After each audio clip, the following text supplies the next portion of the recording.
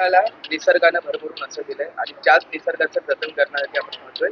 आज हरित बदलापूरचा शुभारंभ झालाय. काय नेमकी संकल्पना आहे यामध्ये? आज आपल्या बदलापूरचं तापमान जे वाढत चाललेलं आहे, तर ते तापमान आपण कसं कंट्रोलमध्ये आणू शकतो, तर ती झाडं लावून. दरवर्षी आपण झाडं तर लावतच होतो, पण ती एक ठराविक मर्यादेपर्यंत लावत होतो. तर ह्या वर्षी आपण असा मानस धरलेला आहे की जास्तीत जास्त बदला. आणि यावर्षी असं झालं की सोसाट्याचा वारा खूप सुटला आणि बदलापूरमध्ये वृक्ष खूप कोलमडून पडले. तर त्या कोलमडलेल्या वृक्षांची पण भर करणं खूप आवश्यकता आहे.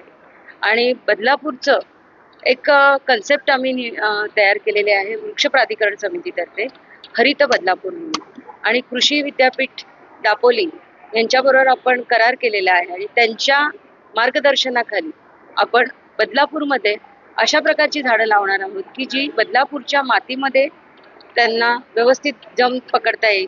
त्याचबरोबर बदलापूरचं वातावरण कसं शांत आणि सुंदर राखू शकतो आणि थंड राखू शकतो, ह्याच्यासाठी आपण प्रयत्न करणार आहोत. त्या संबंधित पण आपण कृषी महाविद्यालयाकडून आपण मार्गदर्शन घेणार आहोत.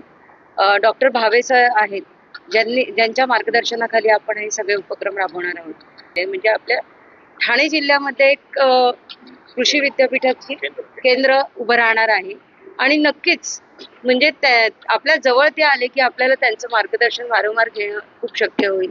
आणि यासाठी जास्तीत जास्त मेहनत जी केलेली आहे ती आपल्या आदित्यजी गोळे यांनी. कृषी विद्यापीठ आणि वृक्ष प्राधिकरण समिती कुळगाव बदलापूर यांच्या दोघांच्या संयुक्त विद्यमाने आपण बदलापूरमध्ये अशा प्रकारची झाडं लावणार आहोत की जिथे बदलापूरचं सौंदर्य तर वाढणार आहेच, त्याचबरोबर फळझाडांची असो फुलझाडांची असो संगोपन पण अशा प्रकारचं केलं जाईल की एक बदलापूरची नवीन ओळख त्यासाठी तयार होणार आहे. एका बाजूला विकास कामासाठी झाडांची कत्तल होते आणि दुसरीकडे आपण हरित बदलापूरची घोषणा करता, याचा समतोल कसा राखणार आहात?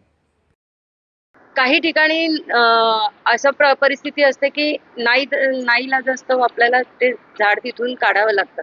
आपण कृषी महाविद्यापीठाकडून ही सुद्धा एक कन्सेप्ट घेतो की रिप्लांटेशन आपण त्या झाडांचं कसं करता येईल, की झाड आपल्याला तोडून टाकून न देता त्यांचा वसन कुठे करता येईल का, या प्रकारचा अभ्यास सुद्धा आमच्या आदित्य गोळे सरांनी चालू केलेला आहे.